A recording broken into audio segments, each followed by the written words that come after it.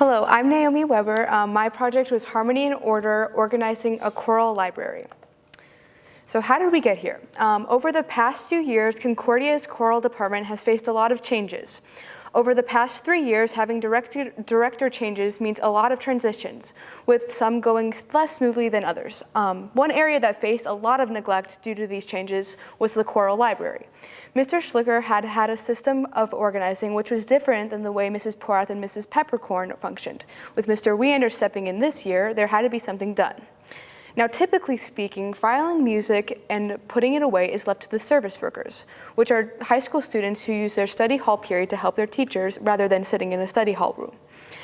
The past 2 years, we had not had any choral service workers, leaving this room even worse off. With broken boxes, missing music, and music strewn about, I knew this project was something I would want to tackle. Not only would this benefit Mr. Weander greatly, but it'd also be a new challenge for me to face. So once that I had decided to do this, I decided to talk to Mrs. Porath and Mr. Weander while he was student teaching. She shared with me a spreadsheet in which she had laid out some categories that the band music is organized by. Her system was easy to navigate compared to the confusing mess the library was in. With the music also not written down, we had fallen into an issue of accidentally ordering music we already owned and having double the amount that we needed. Overall, the room was very disorganized and ill-purposed, with much of the available shelving being utilized poorly. As I began to realize this could be my senior project for Honors Academy, I knew I needed a mentor. Well, Mrs. Porath, when I had talked to her, was about to go on maternity leave, so I was really unsure on who I would ask. After some discussion, Mr. Weander said that he'd be willing to step in even though he was about to get married and go back to Nebraska for a little bit, and just help me understand the ways in which he would like the music to be organized for this coming year. And we were able to collaborate a lot on this process. With all this being decided last April, I began down this journey of organization. So my first challenge that I didn't really consider when going into this was how I would alphabetize the music, or for that matter, that there's different ways to do that. So I'll share what I learned when looking into this. So firstly, I looked into the typical system that we see in a library, which is you organize by the authors or such, but that doesn't really work for music because music's generally by titles or type of music or stuff like that. So this system that was already in store was a system matter of ignoring articles, so a, and the, which meant that I would ignore it if the title began with it. However, if it included later in the title, I could include it, but it depended on whether I wanted to or not, depending on which library you're looking at and depending on the different articles I read. It was very confusing. And I encountered some other questions along the way. So, for example, there's some older songs that have weird spacing. Sometimes that spacing is relevant to the title and therefore considered in the alphabetical order. Other times, which is less often, it was irrelevant to the sorting and just not considered a letter. In some cases, apostrophes mattered. When the song had an apostrophe, like every versus every, they had to be counted later if it is an apostrophe rather than the letter, which would be counted before. The last special case that I ran to often was with other languages. When another language is used and it starts with an article, like Spanish, the word la, the, is counted as a letter, as a word, and is counted in that sense. So it'd be organized in the L's. Now, all these rules are very subjective depending on the library and are different place to place. I chose to use those rules because that's kind of how the library is already in order, so it would allow me to do minimal rearranging, which I'll talk about later. So the sheet, this is the first half of the spreadsheet that I used. The first far left box that you see is blank, and it's not as self-explanatory as every other box that you'll see. This box is for underneath where the music would be written. It has a letter and a number. So the letter, it would be like D4, for example, and that would tell you to walk into the room, go to the first shelving unit, go behind it to the letter D shelf, because there's 2 shelves for each cabinet, I suppose, and then there's 9 shelves on each one, so you go to the 4th shelf from the top, and there's labels for the numbers and labels for the letters at the very top, so you can go in immediately and see where you need to go.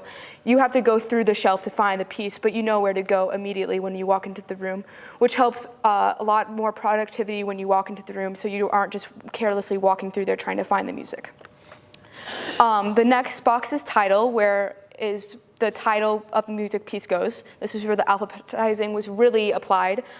These titles are written on the outside of music boxes, so you can clearly read what box you need to pull. So, for example, these boxes all have titles written on them. Some are different than others, like that one underneath it, and the other one has no title on it. And you had to write the title, and then you could find it very easily on the shelf.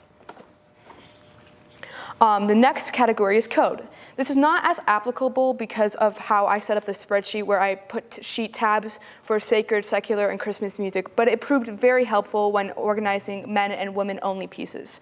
The color marking system corresponds with this as well. On the boxes, there's red dots to indicate Christmas music and black dots indicating secular music, and no dot to indicate sacred music. This once again allows for ease if someone was wanting to pull music. Voicing refers to how the music is divided, whether it's men, women, combined, unison, or many other things. This is written with abbreviations as S for sopranos, A for altos, T for tenors, lowercase b for baritones, and capital Bs for basses. Composers are the person behind the composition of the music or the individual who wrote it. All pieces have a composer, whether known or not. Some just credit the traditional melody that is known as if the composer is not known. An arranger are the people who rearrange an original melody or composition into a new way. This is why we can find songs that are sometimes vastly different with all the same melody, but just like different harmonies. And if a piece were to have the same title, we would go look at the composer and arrange from there. And if they had the same composer and title, then we go to the arranger, and it's arranged by that alphabetically. The next part of the spreadsheet, the second half, starts with level, which refers to the level of difficulty. This rating is typically only given to newer music. Not all music has this, as this is a new rating scale that some music libraries have come up with, but it helps you know the type of pieces and like whether your ensemble will be fit for that. Number of copies refers to the amount of copies owned by us. This just allows us to know whether we need to buy more copies or not, and if we'll have the correct amount. It brings ease to the director when we don't have enough copies. The publisher category, I think, is also very important. This helps when you're looking to buy the music if you don't have enough copies, and it can narrow it down a lot because some music's only sold through certain corporations, so it really matters when looking for the music. Performance note, I think, is probably one of the most important parts, as it tells you how the piece is performed. It's whether it's sung without accompaniment, with instrumentation, congregation, or junior choir, and it can just tell you a lot of things about how that piece would be played and whether you need more people for that piece. And then the last category that I had in the spreadsheet is notes. This was general notes regarding the music itself, so the physical copies.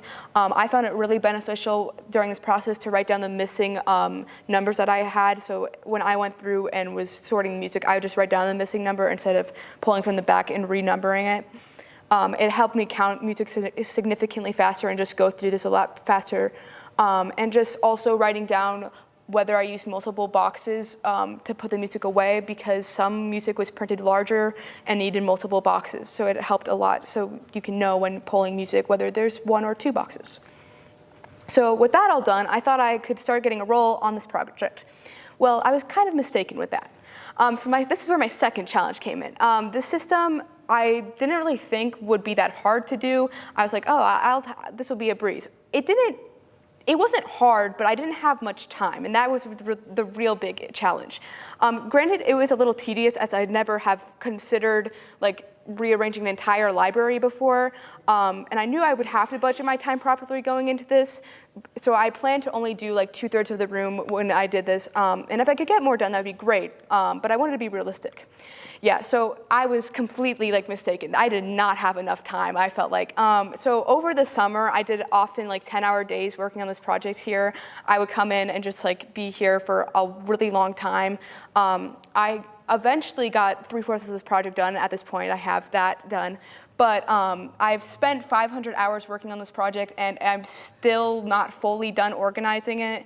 And I don't think I ever anticipated that to be the case, but I mean, it was a little difficult. By finding, with marching band taking up the majority of the end of my summer into the end of fall, I also found myself busy with like everything possible, as being a student does ultimately come first at the end of the day.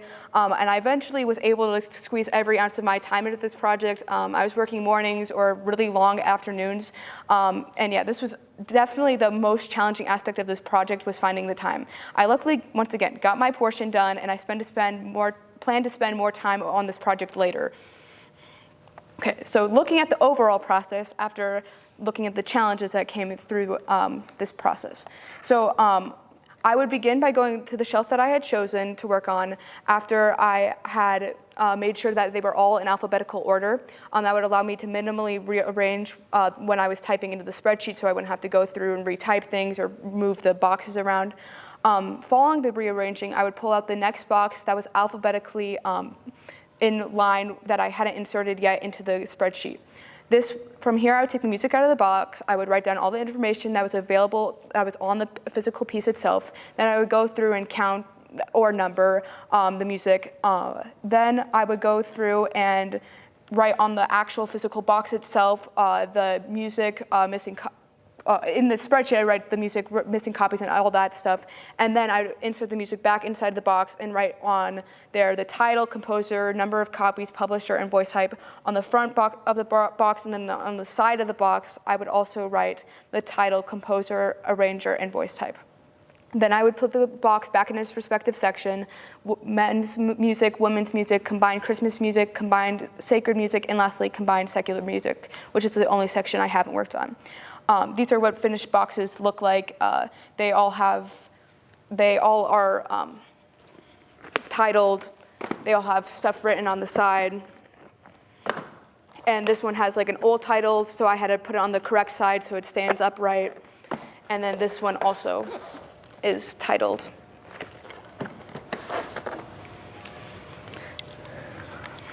So after you heard about this disorganized mess, and you might be wondering, okay, so what's the difference? Can we see some sign that you actually utilize the space better? Is there any physical proof of this? So let's look at the photos, comparing the two. So the shelves on the left is the before. There's obvious weird gaps between the music. To make sure this wasn't a continued issue, I put the boxes on the right photo, which is a little blurry, really close to each other. And on the far right photo, there is, on the far right shelves in the photo, there's space, so that way if we get extra music that's in those shelves, we can add them without completely rearranging every single shelf, so that way it wouldn't be an issue in the future when he eventually will buy new music, hopefully. After getting the front side of that done, I had those 3 spaces of cabinets completely empty because they didn't properly organize the shelves. So now we had all this extra space, and I kept finding more and more spaces I kept organizing, eventually leaving me with 1.5 extra entire shelving units that were completely empty, which was very good of an issue to have. So with that empty space, I suppose you'd think this is very beneficial, because now we have more space to order new music and add it to the collection. Well, so there's a little known fact about the choir music, I guess, because Mr. Wander himself didn't even know.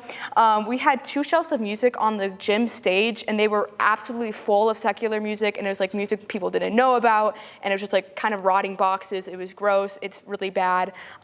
So we had to go through one day right before our band practice, and I got some help, and we moved all the boxes into the choir library and got them alphabetized, got some new boxes for the ones that were moldy and gross, and rewrote them and got them all arranged. So that was a really nice extra bonus to what we had done. I didn't plan to get this far, and I know that this would take a lot more time to put into the spreadsheet, but it'll prove beneficial when I eventually will do that. So I plan to finish, once again, that final section eventually, probably over the summer again. I know organizing has already proved really beneficial for Mr. Wander, as he has been able to find the pieces he needed with ease and overall know what to order as well. I can't thank him enough for helping me stay on track with this project and just giving me ideas when I was a little confused about why things would be ordered that way or such like that. All the music being cataloged will just prove beneficial for many years to come, and I mean, that's all I can ask for at the end of the day. I think if I went back when I was choosing this project, I definitely would choose it again, but I think I would try to spend most of the time over the summer rather than trying to squeeze a little bit of time every single day in. And yeah, I think it went a lot better than I was expecting despite the challenges that I had faced. So yeah, any questions? Yes? How many rows did this flat sheet have? I think the one is at, I think, like 800, and the other one's at, I think we have 1,800 for the ones that I have done, like total. Yes? So when you get to college, are you going to volunteer in the choral library, or are you going to stay away? Well, so I'm going to Concordia, Nebraska, and Dr. Von Kampen already knows about it. So he's already asked me to, he's like, it could be a paid position, he said. I was like, okay, that sounds good. Yes. There's a big push nowadays for electronic music. Now don't worry, I'm not probably going to do that anytime soon. Do you see benefits or hindrances to getting rid of physical music, only using online music? Thoughts, pros, cons, after doing all that work? I think online music would be a lot more beneficial because I think we just don't have always the space to keep all physical copies, and I think that if each person were to have digital music, that you would make sure that you could always have it with you. You wouldn't have to worry about buying new ones if someone were to lose it. You wouldn't have to worry about having enough copies all the time, and there's a lot more benefits to having only digital music, I think, compared to paper copies. Yes. First of all, thank you. Yes. Having seen that room in a variety of different arrangements and arrays, have you ever talked with Paul Faulkner? Mm-hmm. Yes. Because he's done a lot of work in there to kind of help get to a certain stage too. So on behalf of a lot of us, want to thank you for the gift of time and organization. Yeah. So Naomi, aside from Mr. Leander, have you trained anyone to know exactly the order and how things are arranged so that they can be able to locate things efficiently when you're gone? Well, luckily it's in a spreadsheet, so if he ends up having a service worker who will help him with that stuff, he could send that to them and they would know exactly where to file the music, exactly how many copies, and how to organize everything. Yeah. Okay, thank you.